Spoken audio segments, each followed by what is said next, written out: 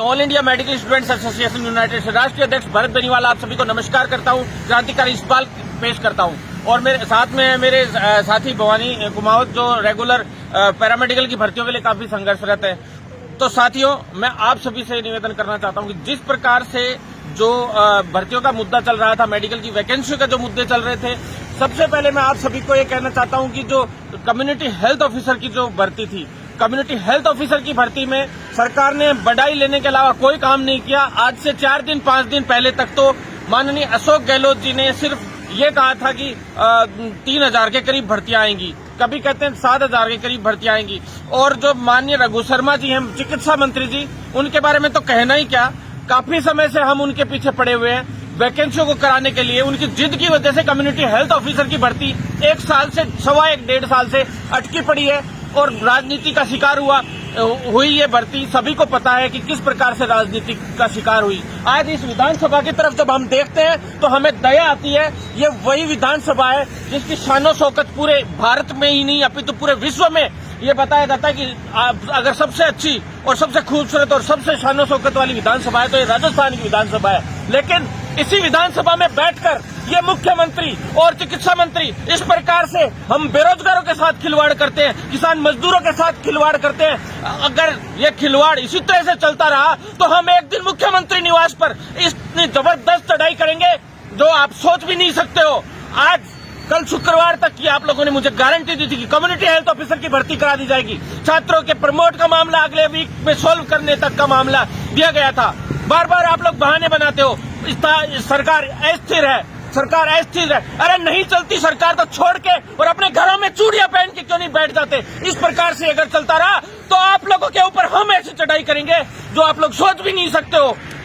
ये हमारे राइट का मामला है और इसके लिए हम फाइट करेंगे और ऐसी फाइट करेंगे कि आप लोगों की हालत टाइट कर देंगे। साथियों, जितने भी साथी हैं मेरे, मैं बहुत ज्यादा गुस्से में हूं। पूरे भारतवर्ष में हमने प्रमोट का मामला था, उसमें मुद्दे पे काफी बड़ी लड़ाई लड़ी। इंडियन नर्सिंग काउंसिल से प्रमोट करवा ले, उसके बाद फार्मेसी काउंसिल और जो अदर काउंसिल हैं उनसे प्रमोट करवा लाए। लेकिन एमसीआई ने भेदभावपूर्ण रवैया अपनाते हुए एमबीबीएस छात्रों के प्रमोट तो कर दिया, लेकिन उनको न तो 2nd ईयर का छोड़ा, न 3rd ईयर का, न 1st ईयर का, उनको अगली क्लास में भेज दिया। लेकिन उनके परीक्षा और सारी चीजें रोक दी गई। ये बहुत ही दुर्भाग्यपूर्ण है, बहुत ही ज्यादा भेदभावपूर्ण है। इसी प्रकार का रवैया अगर एमसीआई आज बंद होने के कगार पे है, उसमें बोर्ड बनाया, एनएमसी बिल आया, वो आने का रीजन ही यही था क्योंकि एमसीआई हमेशा ही इस प्रकार के रवैया अपनाती रही। और इसी प्रकार से अगर रवैया अपनाती रही तो एमसीआई के ताले 1-1.5 साल बाद, 2 साल बाद एनएमसी बनने के बाद लगेंगे, लेकिन उससे पहले उस एमसीआई के ताले हम लगा देंगे। साथियों, आप लोग कमर कस लो। अब आंदोलन की बड़ी से बड़ी तैयारी की जाएगी और उस आंदोलन के लिए आप लोग तैयार रहें। हम सोच रहे थे कि कोरोना काल में हम अपने देश की जनता का कोरोना फ्रंटलाइन वॉरियर होने के नाते से साथ दे रहे थे, खूब साथ दिया, आगे भी साथ देंगे, ऐसे ही सेवाएं देते रहेंगे मेडिकल विभाग में होने की वजह से। लेकिन इन चोरों ने जो विधानसभा में बैठे हैं, ये पूरी जनता को लूट कर खा गए। इन चोरों को सबक सिखाया जाएगा हम कोरोना फ्रंट लाइन वॉरियर्स के द्वारा, और बहुत जल्द इनको सबक सिखाएंगे। ये केवल श्रेय लेने की राजनीति करते हैं। राजस्थान में तो कम्युनिटी हेल्थ ऑफिसर की भर्ती है या मेडिकल कॉलेजेस खोलने की, शिलान्यास करने की बात हो, सारा बजट हम लोग करवा के लाए, केंद्र से करवा के लाए। राजस्थान में डॉक्टरों की सख्त कमी थी, मेडिकल कॉलेजेस खोलने के लिए हमने काफी समय पहले आंदोलन किया, लेकिन इन सरकारों ने वाहवाही लूटने के लिए कल अखबार में निकलवा दिया। कम्युनिटी हेल्थ ऑफिसर की 6300 भर्तियों को अशोक गहलोत साहब ने दी स्वीकृति। अरे भैया, आपने काय की स्वीकृति दी? आपने तो भर्तियां अटका के रख रखी है जो केंद्र से हम करवा के लाए थे।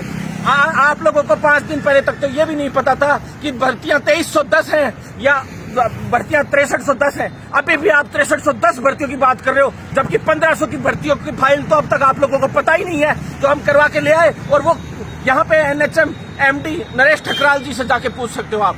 बहुत जल्द यही नहीं, सीएचओ की और भी भर्तियां और एक उप स्वास्थ्य केंद्र को हम भरवाएंगे और हम बताएंगे भर्तियां कैसे निकलवाई जाती हैं, आपकी छाती पे लठ रख के, और हम लोग ये वैकेंसियां निकलवा कर लाएंगे। ये भरत बेनीवाल का चैलेंज है। इतने दिन हम शांतिपूर्वक इसलिए बैठे थे कि सरकार अस्थिर है, धीरे धीरे काम होंगे, लेकिन आप लोगों ने कोई काम नहीं किए। इस विधानसभा में बैठकर झूठ बोल के बेवकूफ बनाने के अलावा, जनता को लूटने के अलावा आप लोगों ने 250 रुपए क्वारंटाइन एक व्यक्ति का खर्चा दिखाया। ये बहुत दुर्भाग्यपूर्ण है। इसी प्रकार चलता रहा तो ये जनता एक दिन आप लोगों के घरों में घुस जाएगी लठ ले लेकर, और उस दिन का इंतजार रहेगा हम लोगों को अगर इसी प्रकार से आप लोग करते रहे। आप लोग 5 स्टार होटलों में बैठे और कह रहे हो बिल हमने अपने पर्सनल भरे हैं। अरे भैया, पर्सनल बिल भर रहे हो तो हमारे पे एहसान कर रहे हो क्या? आप लोग, कोई दिल्ली बैठा है, कोई या राजस्थान में बैठा है, और हमारे देश के युवाओं को मैं क्या कहूं, मतलब मुझे दुख होता है। कोई अपनी जाति के व्यक्ति का सपोर्ट कर रहा है, कोई अपनी जाति के व्यक्ति का सपोर्ट कर रहा है। अरे भैया, काय के मुख्यमंत्री किसी जाति के नहीं है, किसी के सगे नहीं है। कोई लोग जो चुनाव से पहले कोई जाटों का मसीहा बन के घूम रहा था, कोई राजपूतों का मसीहा बन के घूम रहा था, कोई मीणाओं का, और कोई गुजरों का, और कोई अल्पसंख्यकों का, कोई सबका नेता बनता हुआ घूम रहा था। वही नेता आज आपस में गालियां निकालकर, आपस में उल्टा सीधा बोलकर, हर घटिया से घटिया गिरती हुई बात बोलकर, और वो लोग साथ बैठे हैं और खा रहे हैं, और तुम लोग वापस उन्हीं पार्टी खोरों का, जिनका कोई काम नहीं है, जो पार्टियों से जुड़ के, जिनको कहीं कोई काम नहीं मिलता, वो हर किसी पार्टी से जुड़ के और जो घूमते रहते हैं, और वो सिर्फ उन पार्टियों प्रचार का काम ले लेते हैं, टेंडर ले लेते हैं। सिर्फ उन्हीं का अनुसरण हम लोग कर रहे हैं, उसके अलावा कुछ नहीं कर रहे हैं आप लोग। साथियों, मैं आपसे कहना चाहता हूं कि बेरोजगारों, युवाओं, जाग जाओ, किसानों जाग जाओ। अरे किसानों के बच्चों, लोन ले लेकर मेडिकल की पढ़ाइयां की आप लोगों ने, आप लोगों के बच्चों ने, और आज उन बच्चों की 5-5, 7-7 लाख की डिग्रियां होती है, और पैरामेडिकल की एक भर्ती होती है जिसके अंदर राजस्थान से बाहर के डिग्रियां बनाई हुई, फर्जी तरीके से डिग्रियां बनाई हुई, और उनकी लिस्ट जारी कर दी जाती है। बहुत दुर्भाग्यपूर्ण है। आज जो अच्छे से अच्छे नंबर लेकर आए, पैरामेडिकल की भर्ती, आरटी और लैब टेक्नीशियन, दोनों भर्तियों की मैं बात कर रहा हूं, उन भर्तियों के अंदर उनके साथ क्या किया आप लोगों ने? बहुत ही दुर्भाग्यपूर्ण है। क्या किया? राजस्थान के 20% बच्चों को भी नौकरी नहीं मिल रही उसके अंदर, जबकि राजस्थान के अभ्यर्थियों के इतने ज्यादा फॉर्म थे उसमें। बाहर से आया, हर कोई आया, डिग्रियां बनवा के लिए आए, फर्जीवाड़े। मेरिट पे भर्ती बंद करो अगर तुम लोगों को करना है। इसीलिए मैं लिखित परीक्षा से भर्तियों की मांग करता हूँ। नर्सिंग की 2nd ग्रेड की भर्तियां थी, उनके लिए लिखित परीक्षा की मांग करता हूँ। ANM की भर्तियों के लिए लिखित परीक्षा की मांग करता हूँ, और मेरी मांग आज तक नहीं बदली। एक बार तो लिखित परीक्षा के लिए मैं डिसीजन भी करवा लाया था सभी भर्तियों के लिए, लेकिन कुछ लोगों को, कुछ जरासंधों को ये चीज पसंद नहीं आई। संविदा कर्मी भाई हमारे विरोध में खड़े हो गए कि हम लोग ऐसे परमानेंट कैसे होंगे। उनको 2-2 भर्तियां दे दी। उसके बाद मैं उन संविदा कर्मी साथियों से कहना चाहता हूं कि आप लोग तो परमानेंट हो गए, लेकिन आपके छोटे भाई जो 10-10 साल से वैकेंसी का इंतजार कर रहे थे, उनका क्या? आप लोगों ने एक बार भी उनकी सूद ली?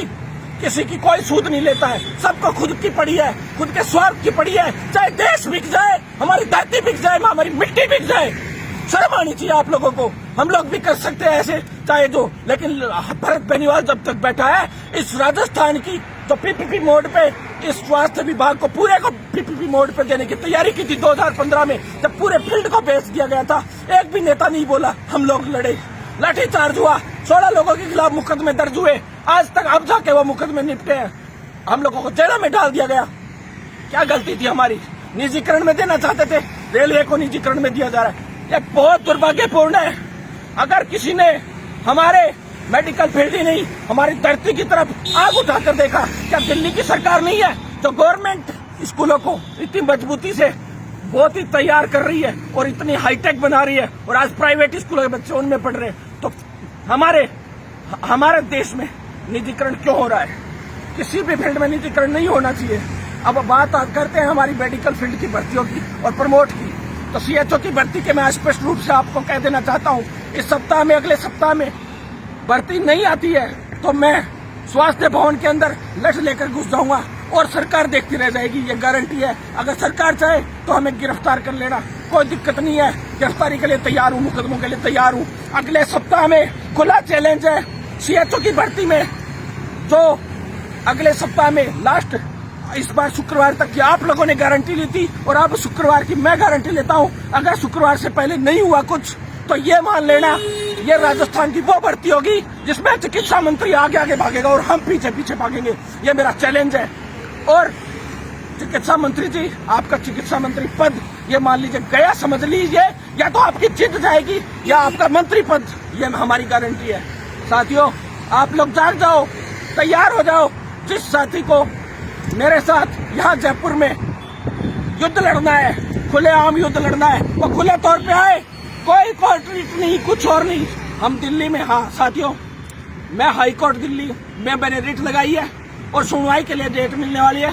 हम 2-3 दिन में आपसे डेट शेयर कर देंगे। 80-20 का जो मामला चल रहा है, जो भेदभावपूर्ण रवैया जो एम्स के डायरेक्टर्स ने अपनाया हमारे साथ, उस भेदभावपूर्ण रवैये के खिलाफ हम बहुत बड़ा आंदोलन करेंगे। आप कहते हो 26 को डेट देंगे। साथियों, 1 तारीख को एग्जाम है, 26 को मिलने की डेट दे रहे हैं। मैं धन्यवाद देता हूं हमारे हरीश काजला जी, जो बड़े भाई हैं एम्स नर्सेज यूनियन के, तो इसके लिए संघर्ष कर रहे हैं। लेकिन ये सरकारें और ये केंद्रीय चिकित्सा मंत्री जी गुमराह करने का प्रयास कर रहे हैं। बहुत ज्यादा गलत कर रहे हो आप।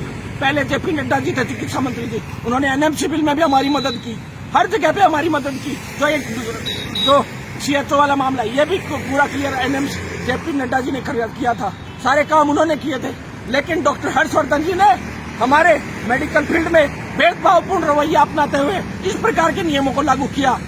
डॉक्टर हर्षवर्धन जी, आ रहा हूं मैं, बहुत जल्द आ रहा हूं दिल्ली, और बहुत तरीके से आ रहा हूं। पूरे देश के मेडिकल छात्र मेरे साथ है, नर्सेज छात्र मेरे साथ है, पैरा मेडिकल छात्र मेरे साथ है, और एक इतनी बड़ी सेना लेकर हम चढ़ाई करेंगे। अब बहुत हो गया आप लोगों का नाटक, अब बिल्कुल बर्दाश्त नहीं किया जाएगा। लगा लेना जो मुकदमे लगाने हो, लगा कर लेना जो करना हो, या तो जल्द से जल्द राजस्थान सरकार छात्रों के प्रमोट वाले मामले में संज्ञान ले।